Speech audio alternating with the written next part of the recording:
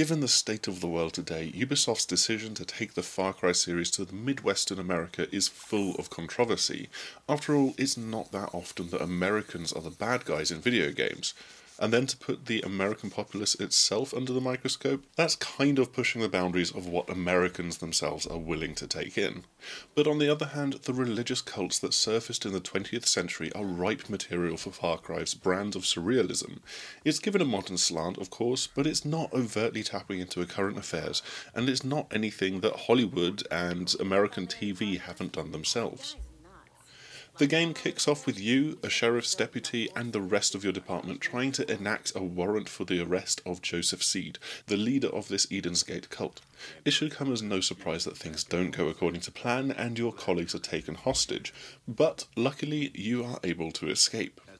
Starting off in the town of Falls End, which was first seen in the E3 demo, I'm sure I could have used my 90 minutes to simply hop into a car and drive from one side of the available map to the other, but that probably wouldn't have been the best use of my time and might not have made for the best video.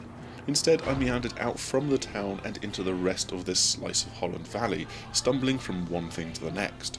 Without the stereotypical Ubisoft towers, you're either going to bumble your way into a situation on your own or have to speak to one of the many NPCs in town to hear word of a cultist base or something that they are attacking and abusing. Holland Valley is roughly a third of the game map, and it's home to one of Seed's three heralds, John. He's in charge of the Reaping, to take all of the resources from the region and stockpile them for the end of the world that Eden's Gate is constantly preaching about and prophesizing.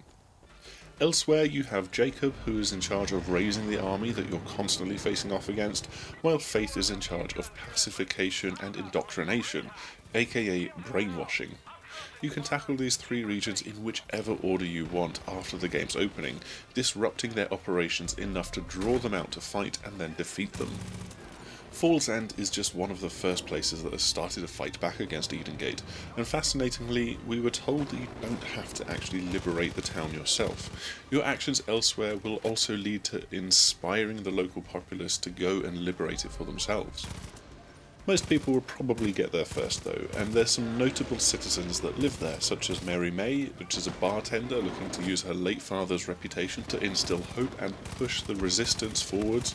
You've got Pastor Jeffries, who is taking up arms to free the cult's hostages, and then there's Nick Wright and his airplane, who is there to offer you support.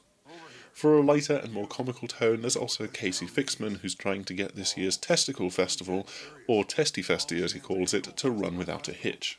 These four characters are just scratching the surface though, with people handing out missions dotted all over the map, in addition to just being able to chat to regular NPCs. Some of those NPCs can actually fight alongside you as part of the Guns for Hire system. We've met Grace in the past, the highly trained sniper, there's Boomer the dog, which is actually the Fangs for Hire system, and we've had Nick Rye hopping into his plane to lend you some support from the skies. But these are special characters. You can also just speak to certain locals who've picked up weapons and are willing to fight back.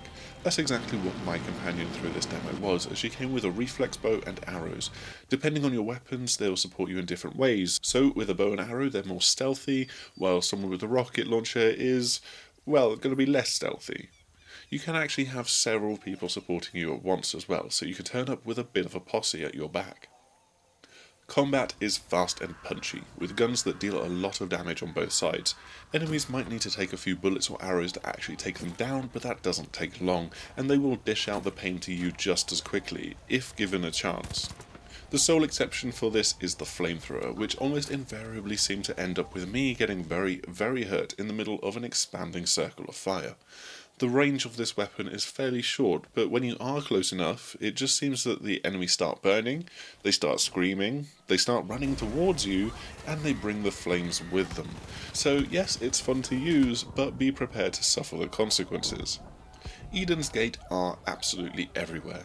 They've got roadblocks in place, they're transporting supplies, they've taken hostages, and they're even executing some of these people in gruesome ways on the side of the road. They've also gone into people's homes and farms and businesses and simply taken over. Though the game doesn't have Ubisoft towers, enemy bases are set up like the kind of now traditional Far Cry camps, with gun-toting goons on patrol, alarms to try and disable before they can be used to call in reinforcements, and the obligatory wild animals in cages that you can release to simply wreak havoc. Liberating an outpost is always something of a puzzle if you want to tackle it stealthily, or it's an all-out gunfight if you decide to simply wade in there guns blazing. What better way to do all of this than with a friend by your side? In addition to Guns for Hire, you also have Friends for Hire, which is a drop-in, drop-out co-op mode.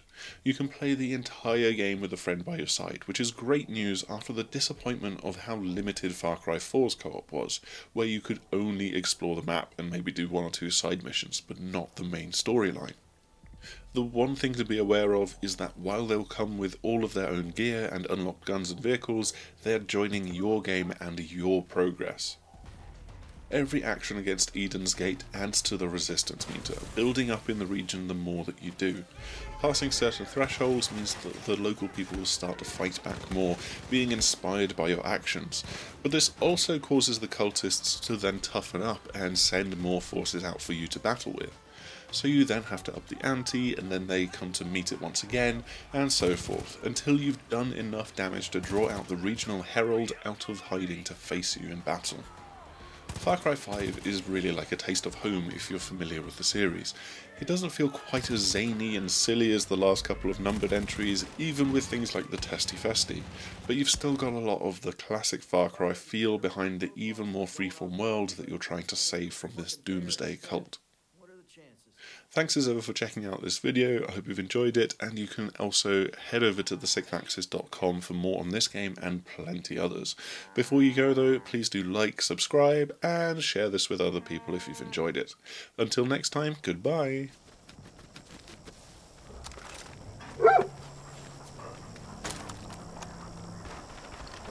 Seeing those happy cows makes my day.